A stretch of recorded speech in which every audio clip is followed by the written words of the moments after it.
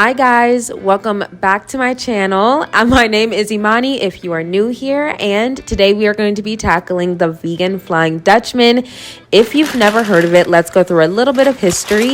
It is 2 grilled onions with a meat and cheese center. This is so good, especially with the animal sauce. I'm going to show you guys how to make that along with the fries. So with that being said, if you are new here, please like and subscribe. But without further ado, let's get into the video. If you've never tried it before, this video, this coming up on your page, your For You page, this is your sign. It's so good, it's so good. So we're gonna make the sauce, the burger, and the fries. Let's get into it. But it is messy to eat. It's a good FYI. Let's get into it.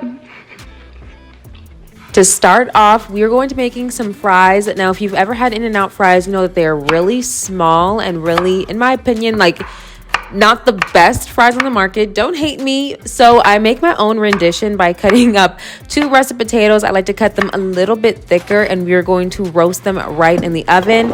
In-N-Out seasons their fries very simply, so we're just going to top with a little bit of avocado oil. I love to use this instead of olive oil and anything else.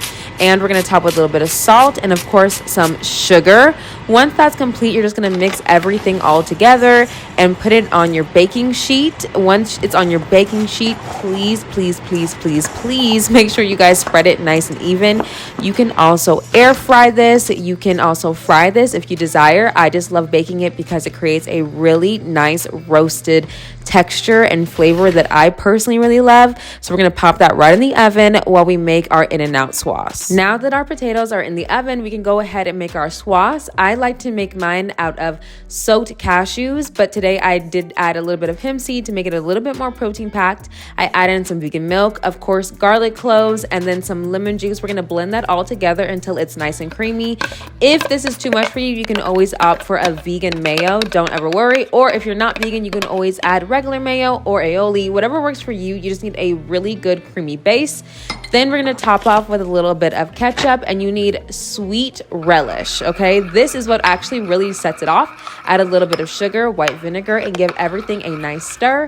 Once it's that beautiful orangish color, I don't know, tan color, I guess, we're gonna pop that in the fridge while we go ahead and start our Flying Dutchman. But before we begin, I just want to check on my potatoes. It looks like they need a really good flip just to make sure that everything cooks nice and evenly. And now we're going to start our Flying Dutchman. The staple of the Flying Dutchman is, of course, the onion. Okay, I like using a yellow onion. I don't think white onion would be good in this. I think it's just a little bit too harsh. And then a red onion, I also feel like it's a little bit too harsh. The yellow onion seems to be the perfect one.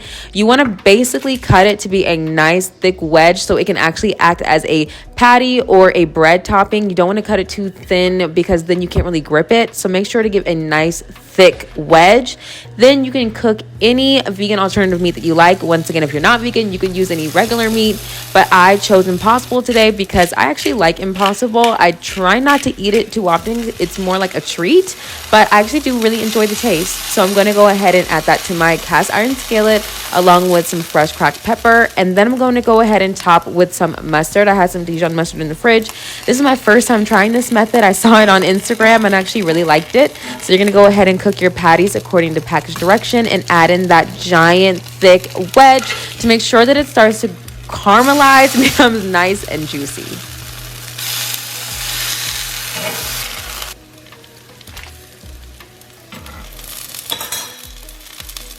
Now that we've added our favorite vegan cheese, I'm going to add a little bit of water and then let it steam in the cast iron with a little bit of a topping to it. I always put a little bit of a bowl, but be careful because my bowl was metal and it definitely got hot, which is why in the next time you're going to see me pop it off. But this is a really good strategy to make sure that vegan cheese melts. If you're not vegan, you probably don't need to do this, but it's always good to get that cheese nice and melty.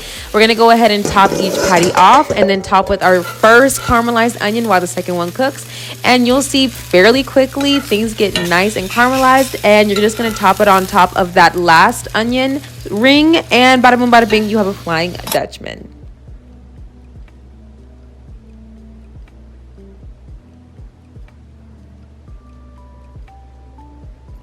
Last but not least, we're going to check on those nice roasted potatoes. As you guys can see, they're a little bit different. Well, a lot a bit different from In-N-Out's, but I just love mine a lot more. And especially dipping it in the animal sauce is just so good. These took about 35 minutes to roast in the oven at 400 degrees. But don't worry, I'm going to leave all the directions for everything that I just did right below in the description box. Now to eat this, I love popping it in a paper sandwich bag. It makes it so much easier to eat. But with that being said, that is the end of this video. I hope you guys loved the video and that this was super helpful. Like, subscribe, and see you guys in the next video.